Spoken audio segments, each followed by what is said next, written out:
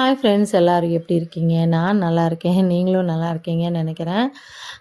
திருப்பதிக்கு போகிறதுக்கு முன்னாடியே நான் வந்து கிச்சன் எல்லாம் கொஞ்சம் ரெகுலராக யூஸ் பண்ணுற டப்பிங் எல்லாம் கொஞ்சம் க்ளீன் பண்ணிவிட்டு, வீடெல்லாம் க்ளீன் பண்ணி, பூஜை ரூம் க்ளீன் பண்ணிக்கிட்டு, கிச்சன் கொஞ்சம் க்ளீன் பண்ணிக்கிட்டு, பெட்ஷீட் எல்லாம் க்ளீன் பண்ணி தான் போனேன். ஏன்னா எனக்கு என்னோடய ஹஸ்பண்டுக்கு 2 பேருக்கும் அனுபவம் இருக்குது. திருப்பதி போனால் எப்படி போகணுன்ட்டு.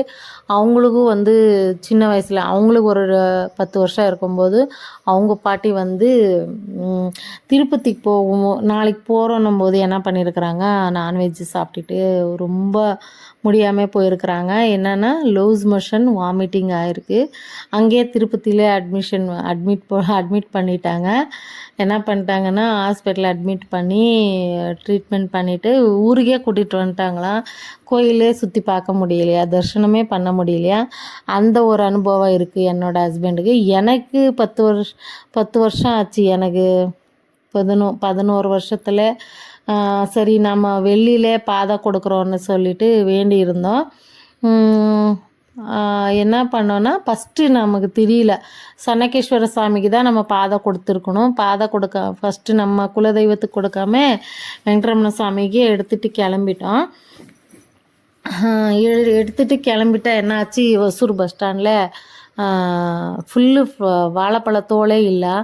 நான் வந்து விழுந்துட்டேன் கீழே. அப்படியே விழுந்துட்டு கால் ஃபுல்லு மடங்கிட்டு என்னோடய அம்மா எனக்கு வந்து பூமி 2 ஓப்பன் ஆகிட்டு, அந்த சைடு கொஞ்சம் இந்த சைடு கொஞ்சம் ஓப்பன் ஆகிடுச்சி என்ற மாதிரி ஒரு ஃபீலிங் ஆகிடுச்சி. அந்தளவுக்கு ஆழமாக நான் கீழே விழுந்துட்டு கால் ஃபுல்லாக மடங்கிட்டு அவ்வளோதான், இதுக்கு மேலெல்லாம் எனக்கு திருப்பதி போகவே முடியாதுன்னு நினச்சேன்.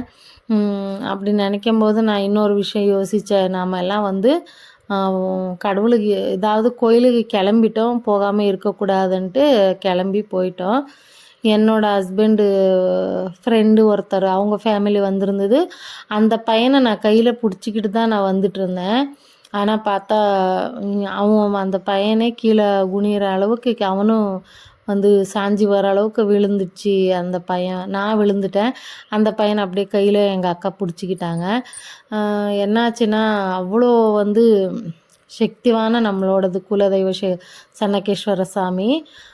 நெக்ஸ்ட்டு ஒரு இடத்துல நம்ம கேட்கும்போது என்னாச்சுன்னா, நீங்கள் வந்து உங்கள் தெய்வத்துக்கு தான் நீங்கள் போய் ஃபஸ்ட்டு பாதத்தை கொடுத்துருக்கணும், வெள்ளியில் நீங்கள் வந்து வேண்டியிருந்திருக்கீங்க, உங்களால் வந்து ஃபஸ்ட்டு அங்கே கொடுக்க முடியலன்னு சொல்லிட்டாங்க. நான் அங்கே வந்து ஃபஸ்ட்டு வேண்டிக்கிட்டேன். இல்லை சாமி, நான் நெக்ஸ்ட்டு வந்து உனக்கு வந்து கொடுப்பேன்ட்டு. சரி கிளம்பிட்டோம், தப்பாச்சு மன்னிச்சிடப்பான்ட்டு அங்கேயே கும்பிட்டு கிளம்பிட்டோம். என்னாச்சுன்னா, அவ்வளோ கால் மடங்கினதில் எதனா ஒன்று ஆகும்னு நினச்சோம். எதுவுமே எனக்கு ஆகலை. கடவுள் நல்லபடியாக திருப்பதி திம்மப்பா இருக்காங்கன்றதுக்கு எனக்கு வந்து புரிய வச்சுட்டாங்க. என்னோடய சின்ன வயசு ஃப்ரெண்டு ஒரு அக்கா சொல்லுவாங்க, யாருக்கு எப்பப்போ என்னென்ன நடக்கணும், யாருக்கு என்னென்ன லக் இருக்கோ, நம்ம என்ன தான் நடந்தாலும் ஒரு எதனா இருக்கணும், நமக்குன்னு ஒரு நல்லது நடக்கணும், கிடைக்கணும்னா நமக்கு ஈஸியாக கிடச்சிடும். அந்தளவுக்கு வந்து நல்லது நடக்கணும்னா யாரே ஒரு மரத்துக்கே கட்டி போட்டாலும் அவங்க நல்லபடியாக வந்து வாழுவாங்க, நல்லா இருப்பாங்கன்னு சொல்லுவாங்க. அந்த மாதிரி நான் விழுந்து எந்திரிச்சிட்டு திருப்பதிக்கு நல்லபடியாக போயிட்டு வந்தேன். இத்தனைக்கு ஃப்ரீ தர்ஷனம். இப்போல்லாம் வந்து என்ன சொல்கிறது, டிக்கெட் புக் பண்ணுறோம், பஸ் புக் பண்ணுறோம், அப்புறம் ரூம் புக் பண்ணுறோம், எல்லாமே பண்ணுறோம். அப்போ ஃப்ரீ தர்ஷனம். சரி ஓகே, நல்லபடியாக போயிட்டு வந்து முடிச்சிட்டோம்.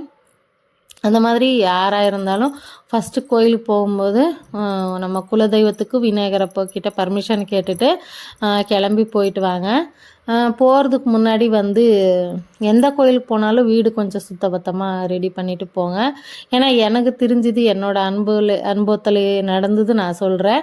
அதுவே நீங்கள் தப்பாக நினைக்காதீங்க. நம்ம எந்த அளவுக்கு சுத்தபத்தமாக போகிறோமோ அந்த அளவுக்கு நமக்கு நல்லது நடக்கும், நல்லாவே இருப்போம். அதுதான் எனக்கு நடந்தது தான் உங்களுக்கு சொல்கிறேன். சரி ஓகே, நான் வந்து திருப்பதி போயிட்டு வந்தது, துணியெல்லாம் மடித்து வச்சிட்ருந்தோம். அந்த க்ரில்லு பக்கத்தில் ஒரு ஸ்க்ரீன் மாதிரி போட்டிருக்கோம் இல்லைங்களா, அது வந்து இப்போ தான் ரீசெண்டாக ஒரு வீக்காக திருப்பதி போயிட்டு வந்துட்டு போட்டோம். அது வந்து கூலிங்காக இருக்கும், மழை சாரல் வந்தால் உள்ளே வராதுன்றதுக்காக ஒரு அண்ணா சொல்லி நம்ம போட்டுட்டோம். அதுக்கு வந்து காசு நிறையவே செலவு பண்ணியிருக்கோம். அது வந்து உங்கள் யாராச்சும் தெரிஞ்சவங்க நீங்கள் போட்டிருந்தா அந்த மாதிரி எனக்கு வந்து கமெண்ட்டில் சொல்லுங்கள். அது எத்தனை நாள் வரும், அது எப்படி நம்ம பாதுகாத்தா எவ்வளோ நாள் லைஃப் வரும்ன்றது கமெண்ட்டில் சொல்லுங்கள் ஃப்ரெண்ட்ஸ். உங்களுக்கு தெரிஞ்சவங்க யாரனா இருந்தால் சொல்லுங்கள். நான் ஏன்னா அதுக்கு காசு முன்னாடி ஷீட் போட்டுக்கலான்னு இருந்தேன், அது கேன்சல் பண்ணிவிட்டு இது பண்ணிட்டேன். எனக்கு இப்போ ஆனால் வீட்டுக்கிட்ட கூலிங்காக நல்லா இருக்குது. ஆனால் உங்களுக்கு யாருக்கானா தெரிஞ்சிருந்தால் கொஞ்சம் தயவு செஞ்சு சொல்லுங்கள், அது எப்படி பார்த்துக்கணும் என்ன ஏதுன்னு. எனக்கு எது தெரியாமலே நான் போட்டு ரெடி பண்ணிட்டேன். ஹஸ்பண்டு கிட்ட ஒரு அண்ணா சொல்லிட்டாங்க, நானும் ஓகே சொல்லிவிட்டு போட்டாச்சு. இனிமேல் அதை எப்படி பார்த்துக்கணும் என்ன ஏதுன்னு எனக்கு தெரியல, அதனால தான் கேட்குறேன். சரி ஓகே, வெள்ளிக்கிழமை பூஜைக்கு வாசல் பூஜை பண்ணலான்ட்டு 2-3 டைமு நம்ம பண்ணவே முடியல. சரி இன்னைக்கு பண்ணலான்னு பார்த்தேன், பண்ணலாம் சரி வெள்ளிக்கிழமைன்ட்டு எல்லாம் ரெடி பண்ணி க்ளீனாக பண்ணிவிட்டு பூ வச்சு எல்லாமே ரெடி பண்ணி ரெடிமேடில் வந்து கோலம் போடுறது வாங்கிட்டு வந்திருந்தேன். அது ஒரு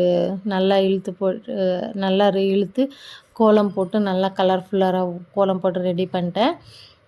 சரி ஓகே, இதுக்கு மேலெல்லாம் வந்து தாங்க முடியாதுடா சாமி, பூஜை பண்ணாமல் இருந்தான்னு சொல்லிவிட்டு பூஜை பண்ணிட்டேன். ஏன்னா நான் வந்து போன வாரம் கோயிலுக்கு போகும்போது பூஜை சாமானை கழுவிருந்தேன்.